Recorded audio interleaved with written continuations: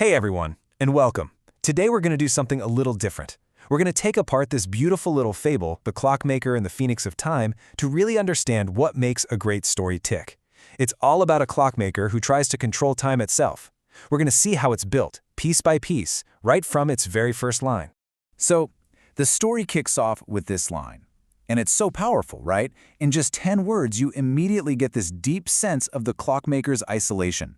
This isn't just a fun fact about him. It's the core of his problem. He's a man who prefers the certainty of machines to the messiness of people and the world. And that brings us to the first act of our story, which is all about a world that's, well, completely out of sync. This is where the whole problem gets laid out, setting the stage for everything that's about to happen. You see, for this clockmaker, the world is pretty simple. He lives by a core belief. Clocks are honest and people, well, people aren't. He trusts that predictable, ticking world of gears and pendulums. And this sets up a perfect conflict, doesn't it? Because the natural world, the one just outside his shop, is becoming totally and completely unreliable. So the very thing he worships, this idea of order, is just falling apart. The world's natural rhythms are completely off. We're talking seasons bleeding into one another, flowers blooming at the wrong time. For him, this chaos is more than just an inconvenience. It's a personal insult, an affront to everything he believes in. And it's this external problem that's going to force our lonely hero to finally do something. So what does he do? Well, that leads him to his big solution, what the story calls the flawed creation. He's got this perfect idea in his head, but as you're about to see, it runs smack into an imperfect reality. The story's rise in action really kicks off here, because he's decided he won't just sit back and watch the problem, he's going to build the answer. And this wasn't just some sudden idea. Nope, this was 40 straight days of meticulous, deliberate creation. From that first vision, to the copper feathers, all the way to winding that final key. You have to understand, he's not just building a machine. He's crafting a mechanical god, something he believes will force his perfect sense of order onto the messy world. And here, this is the moment where everything changes. For just a split second, it's all perfect, and then you get that one little word, then. A tiny, tiny hesitation, and that's our first clue that something is catastrophically wrong with his design. The suspense just starts to crank up. And listen to this description. The very sound he worships, the sound of perfectly synchronized clocks, gets twisted into this sound of absolute chaos. His creation doesn't just fail, it escapes his control and becomes the living embodiment of the exact problem he was trying to fix. So now things really escalate. Time itself starts to come undone. The cure has literally become the disease. And you can feel the story's pace just pick up speed, because the Phoenix, in its flawed attempt to fix time, is actually tearing it to shreds instead. I mean, look at how fast this disaster unfolds. An entire year's worth of seasons flashes by in a single day.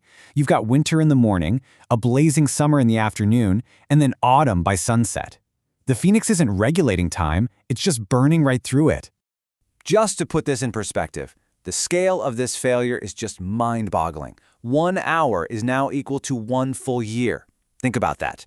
People are aging in minutes, buildings are crumbling, and the clockmaker can only stand there and watch as his world literally dies from moving too fast. But right in the middle of all this chaos, we get this moment of incredible clarity. The clockmaker realizes what's happening. The Phoenix's flaw isn't that it's evil or malicious, it's that it has too much purpose. It's overcorrecting. And finally understanding the why behind this whole disaster, that's the first real step toward finding a way to fix it. And that brings us right to the story's climax, the leap of faith. I mean, every single thing we've seen so far has been leading to this one single decisive moment of pure desperation and courage.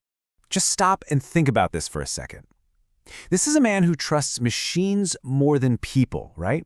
And now he has to risk his own fragile human life, his one real heartbeat, to fix his supposedly perfect but totally broken machine.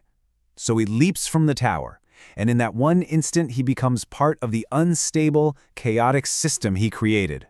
And it's in that moment, as he's falling, that he finally sees the problem with absolute clarity. It's a single, tiny, cracked spiral gear. That's it. That's the mechanical heart of all this chaos. It's not some grand, magical curse. It's a simple, physical break.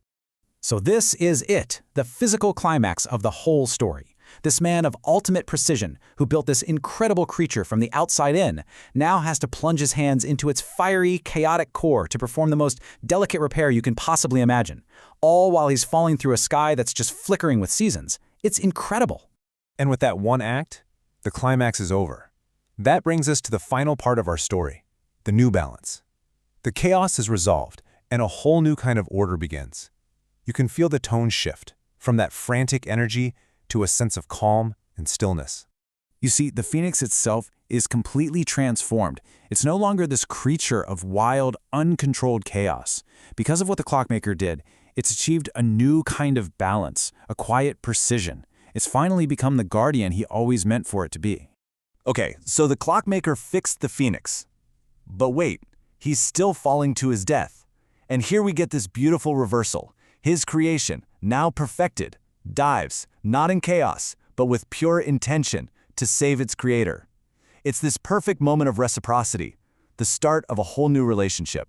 And there it is, the final, perfect, satisfying beat of the story.